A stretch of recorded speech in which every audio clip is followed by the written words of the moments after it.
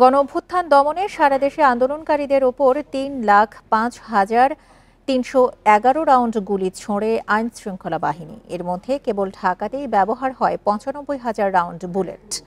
শেখ হাসিনার বিরুদ্ধে ট্রাইব্যুনালে দেয়া সাক্ষ্যে এই তথ্য তুলে ধরেন মামলার তদন্ত কর্মকর্তা।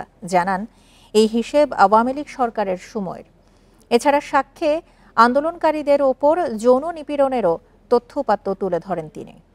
দেশের প্রত্যেকটি মানুষ যে বিচারের অপেক্ষায় আছে। শেখ হাসিনার বিরুদ্ধে আন্তর্জাতিক অপরাধ ট্রাইব্যুনালে সোমবার দ্বিতীয় দিনের সাক্ষ্য দিয়েছেন তদন্ত কর্মকর্তা মোহাম্মদ আলমগীর। এদিন জুলাই আন্দোলনকারীদের হত্যা ও নির্মূলে ব্যবহৃত গুলির সরকারি হিসেবও তুলে ধরেন তিনি। এ সময় নির্বিচারে গুলি করে হত্যার প্রমাণ হিসেবে ট্রাইব্যুনালে দাখিল করা ভিডিও চিত্র দেখানো হয়। সেখান থেকে গণমাধ্যমেও করা হয় সরাসরি সম্প্রচার। এই ভিডিও বিশ্লেষণে প্রসিকিউটররা জানান, গত বছরের ৫ আগস্ট রাজধানীর যাত্রাবাড়িতে কোনো রকম উস্কানি ছাড়াই নিরস্ত্র আন্দোলনকারীদের লক্ষ্য করে নির্বিচারে চাইনিজ রাইফেলের গুলি ছোড়ে আইনশৃঙ্খলা বাহিনীর সদস্যরা। এতে ১৯ জন নিহত হয়। এছাড়া সেখানে গ্রেনেড ছোড়া হয় বলেও দাবি তাদের।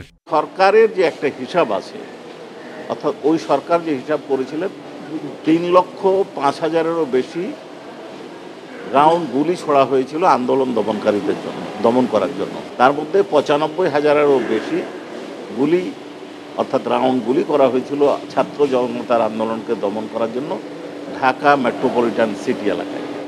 সাবেক তথ্যমন্ত্রী ও জাসদ সভাপতি হাসানুল হক ইনুকে এদিন ট্রাইব্যুনাল ২-এ হাজির করা হয়। তার বিরুদ্ধে হত্যা, উস্কানি, ষড়যন্ত্র সহ ৮ অভিযোগ রাষ্ট্রপক্ষের। এ সময় অভিযোগ গঠনের শুনানির দিন নির্ধারণ করে দেন আদালত। আজকে তাকে পিডব্লিউ মলে অনারেবল ট্রাইব্যুনাল 2-এ হাজির করা হয়েছে এবং তাকে সেই মামলায় কাস্টোডি ওয়ারেন্ট অর্থাৎ CW ইস্যু করা হয়েছে এবং চার্জ হিয়ারিংয়ের জন্য দিন ধার্য করা হয়েছে, 14 অক্টোবর ধার্য করা হয়েছে।